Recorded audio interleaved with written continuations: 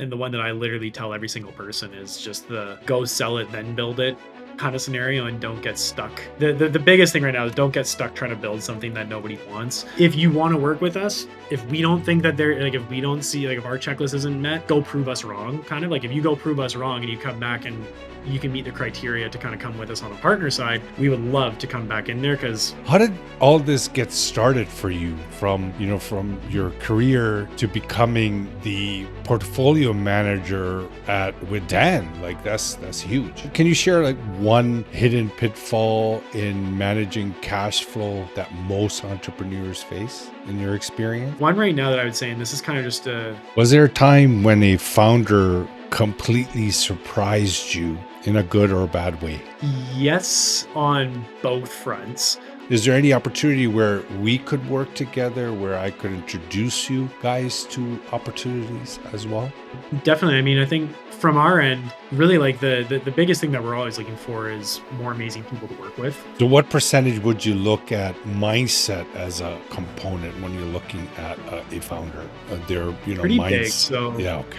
yeah, I'd say mindset's a really big one, because definitely having the right mindset in terms of not taking no for an answer, being able to be flexible and iterative, so not taking things too personally. How do you find out, Cooper, if something is in the market already, or Just kind of do some general research? Just do some general research. I thought there was a platform for there- it. Hello and welcome to Super Entrepreneurs Podcast. I'm your host, Shahid Durrani. Today, I'm joined by someone who's not just riding the AI wave, he's helping shape where it's headed. Cooper Simpson is the portfolio manager at Martell Ventures, where he works with Dan Martell to back some of the most exciting startups in tech. Cooper has a front row seat to these ideas and founders and trends that are defining the next era of entrepreneurship. Cooper, welcome to our show. Thanks for having me, Shahid. Happy to be here, and happy to help show some super entrepreneurs what they can do with AI today. So excited to be here. Love it. So how did all this get started for you, from your career to becoming the portfolio manager with Dan? Like, that's huge. Yeah, it's a bit of a long story, but I'll condense it down as quickly as I can. But essentially, the gist was, I've known Dan for the better part of like 4.5 years now. So we initially started off kind of as friends, running buddies. And then my previous startup, Dan was actually involved in, and that was right when kind of in the dinosaur age of AI, more or less. Me and my co-founders built an AI grant writing software that helped companies and businesses get access to government grants faster using AI.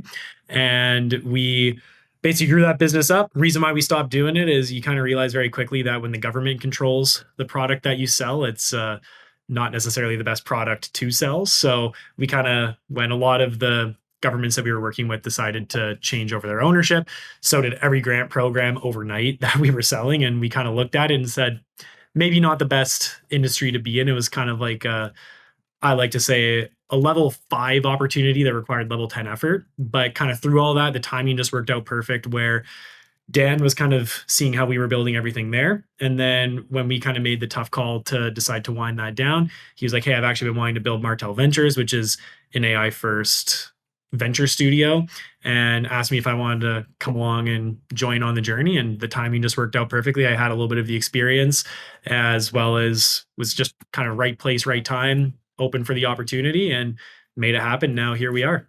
Do you present some of your own ideas to Dan as well, as being part of the portfolio, but are you kind of bringing your own genius to the table as well, or you just focus on what's coming in? For us with Martell Ventures, I mean, it's a bit of both. So we have to kind of peer around the corner and see what we're looking at. But there's also, I mean, I was a little bit lucky because, or I was in a unique situation because one of the elements that we fell into in my previous startup was we had built technology that there's kind of this rule when you're looking at evaluating AI companies right now, or for anybody out there who wants to go build in the AI space, one of the things you really have to keep your finger on the pulse of is the product you're building, does it get better as AI gets better?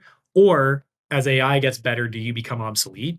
And that's a framework that we also really looked into, because so for us with the grant writing business, as an example, one of like our core feature sets was we built this beautiful system architecture that held memory and held basically context for these like really large grant documentations. Lo and behold, fast forward to now, long-term memory is kind of a core function of every AI model. So for us, we didn't know it at the time, but we had essentially built technology that was directly in the pathway of what some of these larger AI products were going to be building, such as ChatGPT or Anthropic. So I kind of have already seen and I've been involved in a couple in an environment where it's like, okay, I know what we need to look around the corner on to see, okay, what from a technical perspective do we need to look out for? But also, one of the biggest things that we focus on at Martell Ventures is we're not really focused too much on the like frontier, super earth-shattering breakthrough technologies. What we really like to focus on is how are businesses able to take AI right now and apply it to their businesses so they can actually get real results. And so what we're really focused on is who are the entrepreneurs, who are the founders, who are the companies that are building the tools and the products that actually help solve a real world problem right now. And so the lens that we look through immediately. So the lens that we look through and that I help look at is how can we make sure that we're partnering with companies that I know any business owner could go implement tomorrow and start to see outsized returns on, as opposed to like what's the next coolest new feature of AI that we can go build. So there's a lot of like we've got a huge hit list that we've kind of from talking with businesses, from looking at what all the founders like. I think this year I've spoken probably with close to 600 founders, more or less, as the whole year's been on. And I think we've evaluated close to 3,000 different businesses. So we've kind of seen like what are people building, but we've also seen from a big part of what we do is look at like what do people actually want to use from a product standpoint, and then find that convergence to say, cool, we know that this is what AI is capable of doing, and here's how it can help a business today actually go get benefits. So there's definitely some of our own ideas get brought into that, but yeah, we're really looking at like what are people going to use. So is it just focused on the business world, or the idea can be for direct consumer as well? It's a bit of a mix of both. So we focus predominantly on products that call like a small and medium-sized business would get benefit from using right now. However, that can take on the role of a bunch of different, like there's some solopreneur businesses that these products could easily be used for. But the reason why we focus there is because we're really set on what problems can the AI directly solve, and then how can that be applied directly to a entrepreneur or a business owner. So they some of the products are definitely more like businessy, I would say, but there's a couple others that we've looked at that definitely an individual could use depending on the circumstance that they're looking for. But our sphere of excellence is definitely more towards the business owner side of things. So what stage do you get involved with? Like, I mean, does the actual product has to be fully developed and monetized before you will look at it, or would you look at it on a paper? So we've kind of got two channels with Martell Ventures. We've got a partnership channel, which is where for the partnership side of things, we definitely want to find companies that already have kind of a product that's in market that has a little bit of traction. Because one of the big things is we know we can come in and we can really add a lot of value very quickly to those companies. So we've got our criteria set that we look for and our checklist that we look for there. But at a very high level, it's got to have a product in market, need to have some customers, and there has to be some sort of initial validation done up. And then that way we can assess it and go, cool, this meets our criteria. Let's move the conversation on. The flip side of that is we also, because the space is moving so quickly, we don't want to limit ourselves just to finding ready to go opportunities. We also will work with entrepreneurs if they have a fantastic concept or idea that also kind of meets the criteria list that we're looking for, which for us is it AI? Do they serve a business customer? And is it a product that we kind of have on our massive hit list board that's ready to go? And if kind of those boxes are checked, then we would love to have a conversation with those founders as well to see if there's an opportunity to potentially do what we call like a incubation, more or less, to see like, can we help work with them to build the product out? And there really what we're looking for is what we call founder market fit. So is this the right person for this idea? So for us, if we're going to look at an idea, the person that's coming to us needs to have that domain expertise and be the person that we feel confident it would be is the person that's going to take it from where it is now and get it to the next level, because they know the problem inside and out that they're trying to solve. So if the problem that they're fixing is viable, but you don't feel the founder is capable, what do you do then for the product? Do you skip it, or do you still, make a deal with the founder? Like, how does that part work? It depends a little bit. So if we see that somebody comes to us with a fantastic idea, but let's just say for whatever reason, a founder isn't a fit for whatever reason, typically, I mean, at this point, we pretty much have, we've got a huge list. So there's unless somebody came to us with something that we're just completely blind to, we've definitely got it kind of listed out there. In most cases, what we'll do is one of two things. We'll either say, hey, this is fantastic. We love that you're passionate and wanting to build this. If you want to work with us, if we don't think that if we don't see, if our checklist isn't met, go prove us wrong. Kind of like if you go prove us wrong and you come back and you can meet the criteria to kind of come with us on a partner side, we would love to come back in there, because we're not perfect. Sometimes we can make wrong assessments on people. So we're still open to working with someone. We just might want to see, are they actually capable of being able to take the product and take this idea to that next level? And if they are, cool beans, let's rock and roll. The other one is if it turns out that just say somebody's not a fit for whatever reason, or say they've got a really good idea, but just they're not the person that, for any reason, it just doesn't work out on a partnership side of things. Usually what we'll do is we'll kind of just keep it on our back burner and then say, all right, can we find, who's the next person that we can find? Or is there another person that we can find for this? And then look to see who the next founder would be. So we never are going to completely shut the door on someone. There's always an opportunity to come in and work. It just depends at what level. So what percentage would you look at mindset as a component when you're looking at a founder? Their pretty big. So yeah, I'd say mindset's a really big one, because right now, especially with the whole AI boom, speed is a big thing. And most people can say hey, I'm ready to work hard and I want to go fast, but it really takes a special kind of person who can prove and show to you that they live and breathe what that actually means. And definitely having the right mindset in terms of not taking no for an answer, being able to be flexible and iterative. So not taking things too personally. If the data comes back that customers are looking for one thing, you're able to make those pivots and you don't take stuff too personally. It's definitely a big thing that we look for. Yeah. Or that if you get the vibe of entitlement or anything like that, then it might cause issues later on. With the founder as well. Exactly. Okay, that's I find that in 2025, mindset is turning into one of the major components in startups or any kind of business. And I found that people are even looking at that now, when it comes to doing business or having any kind of relationship, a business relationship. They're actually focusing on, they want to see what that foundation looks like with that person, because there's a lot of horror stories out there, right?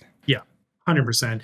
I mean, and the big thing as well right now is, people just have to be, I think the biggest one is, just not taking things personal. I think the entitlement's a big one, because we've got a saying internally that's strong opinions loosely held.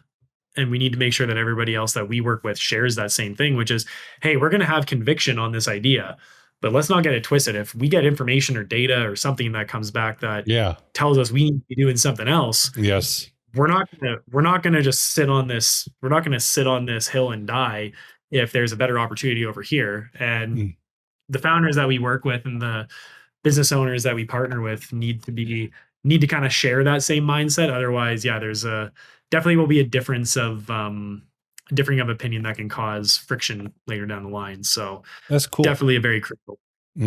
That's really, really incredibly important information you just shared, Cooper. And also, how, in your frame of mind, how could we potentially work, because of the amount of entrepreneurs and high net worth individuals that are part of the show, they're coming on the show.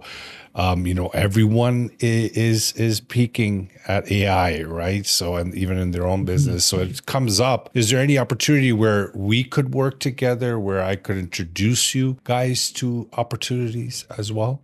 Definitely. I mean, I think from our end, really the biggest thing that we're always looking for is more amazing people to work with. And so from that perspective, if there's any founders who are kind of meet the criteria of what I said before, either if you're currently building something and you've got a product and you're ready to absolutely turbo boost it, would love to chat. Or if it's something where you're an expert that has a deep domain expertise in a specific area and you know that there's a product that should exist and you feel like you're the right person to lead that into turning it into a reality, by all means, would love to connect with anybody in the community who is kind of on one of those two kind of journeys. Yeah, definitely. I like to keep an eye out. It's all about serving, right? And you never know when someone might need the help. And sometimes just that little introduction could change lives, not just one life. So yeah, I'm passionate about that. Just wanted to know if you guys are open to, having podcasters, because of their nature of being connectors, to, connect you with these kind of opportunities that are floating about. Definitely. Yeah. And what I'll do is I'll send you over one of the links that we have for kind of our like submission forms. And that's probably like the easiest way of, and like what we can probably do is just drop it in the show notes. And if anybody is interested or wants to reach out and have a conversation, just feel free to fill out that content. I think it takes literally 2 minutes. Like we designed it to not be super frictionful, and just make a note that you came from the podcast and you came from the show, and we'll make sure you get treated real well. That's awesome. More importantly, making sure the person who's coming gets treated well. And, from your background and what Martell Ventures is doing, is definitely noticing how, people are noticing how you guys are taking care of these startups or working, especially how Dan is creating those highly valuable YouTube videos. I'm sure you saw them, obviously. I even created a thread from one of them. But they're really nicely done, and it's making it more, it's providing more bravery to people to kind of step out and take a step towards this, right? There's people sitting on incredible ideas, and sometimes they just, fear might be holding them back, and those kind of videos do help. And that's what we try to do here too on the podcast, is try to decrease that fear level so more and more people take chances on themselves.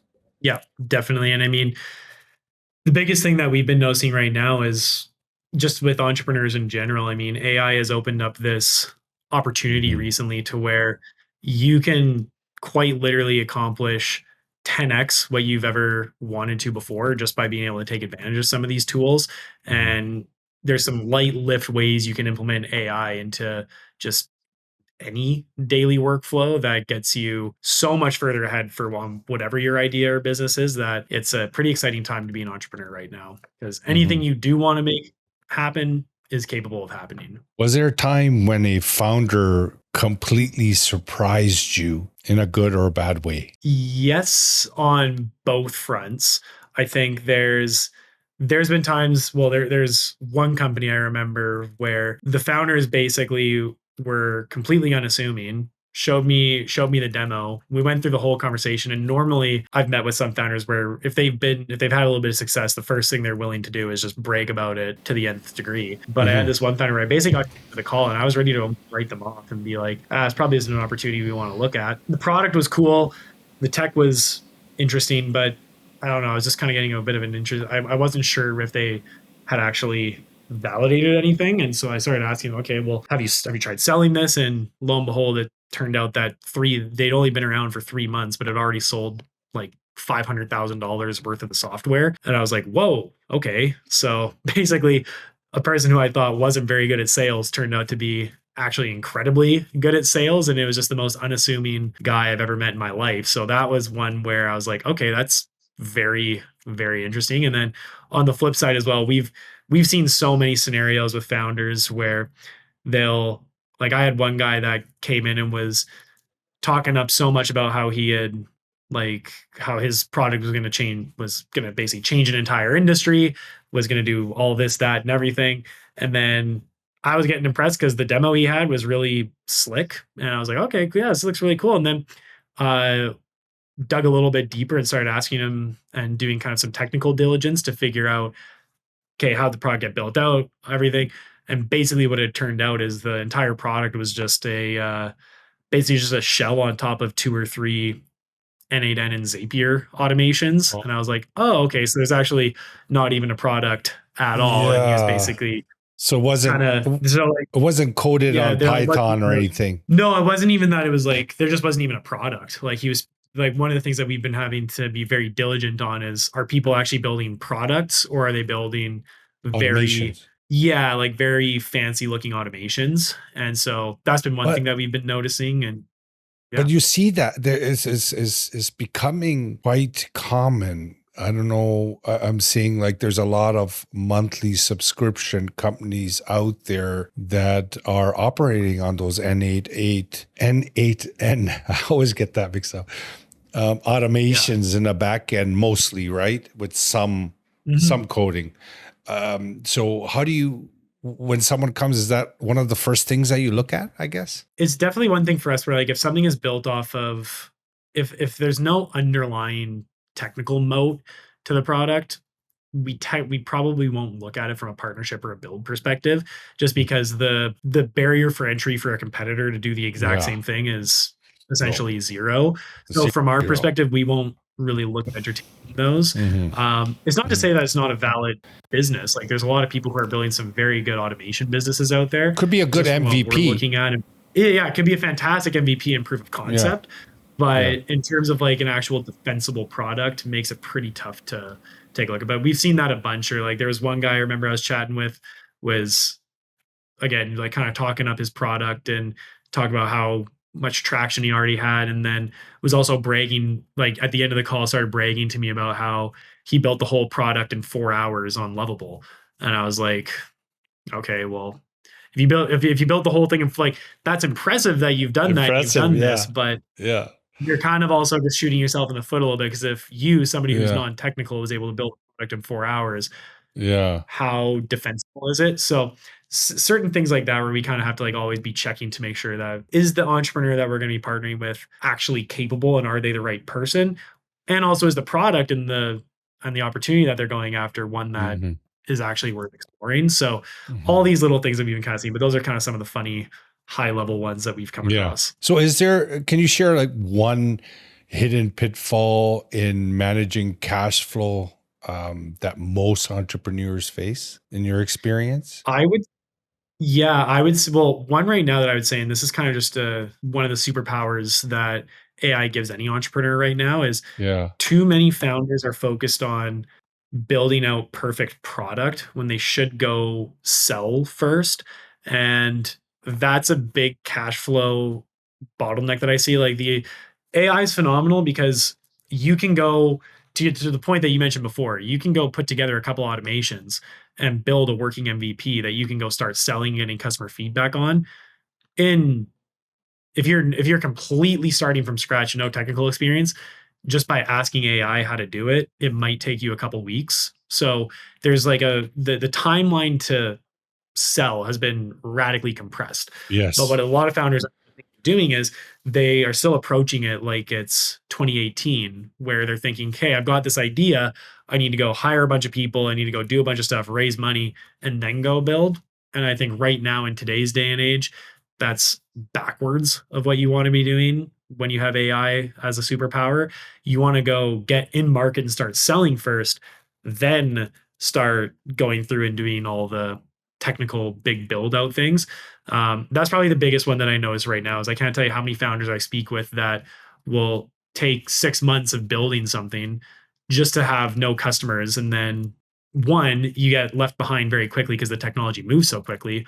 But then two, you've also spent all this money building something that you don't actually know if the customer wants it. So definitely go selling at validation first, and then focus on the big build outs. Excellent information you're sharing, Cooper. Thank you so much. When it comes to getting this idea they may have and testing it in the market, getting some sales through some automations or vibe coding, whatever it may be, they bring it to you, they show you the sales, but Dan Martell or Martell Ventures doesn't want to take it on. Do you look at anything yourself that is kind of left over from what's going to Martell? Or do you have a binding agreement where you're not allowed to touch anything? You're just working with Martell?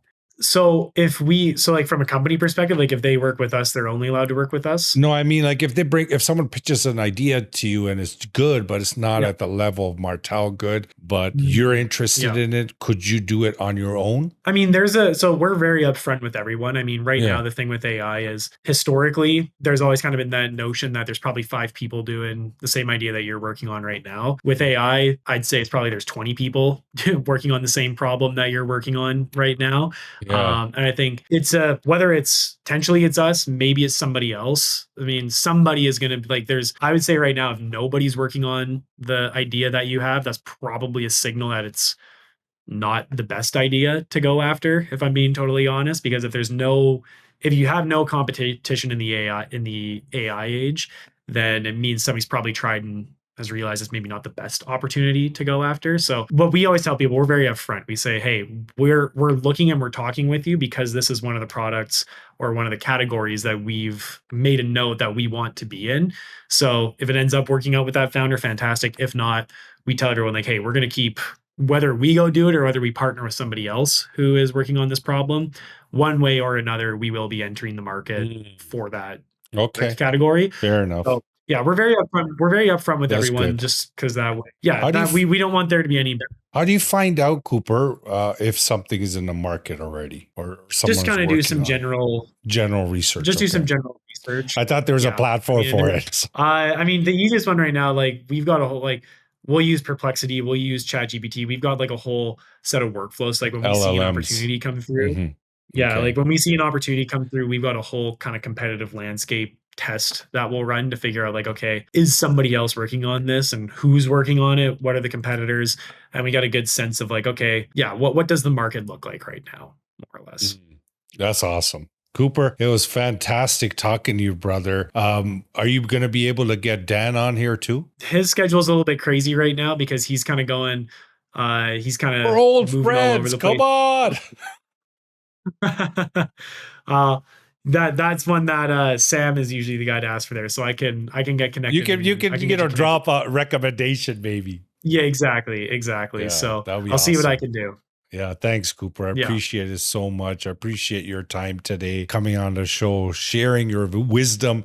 You actually gave some very crucial, important information that may help people that are already going a certain path and to say, oh shit, like, okay, Cooper just mentioned something, I need to pivot, I need to fix certain things. And that could be a game changer for that person. So appreciate you coming on. Appreciate you doing these episodes and going on podcasts because, we need this information, especially now. So day and night, I'm sure you're going on these shows and I wish you the best and definitely keep in touch. 100%. Thanks so much, Shahid. And yeah, happy to share. And if anybody wants to get a hold of me, I'll make sure you have that link. And then also, if anybody I'll give you the link to like my socials as well, and people can connect with me there as well. Happy to answer any questions or help people in any way that I can. Awesome, Cooper. Appreciate you. Thank you so much, man. Some incredible information, Cooper. I feel so. You've done a lot of these. So do you feel like you gave some nuggets that can help people, I guess? Definitely. Yeah. I mean, especially in terms of the how they can get in touch with us, and also just different ways of approaching, looking at like the biggest one that I find right now, and the one that I literally tell every single person is just the go sell it, then build it kind of scenario, and don't get stuck trying to. The biggest thing right now is don't get stuck trying to build something that nobody wants.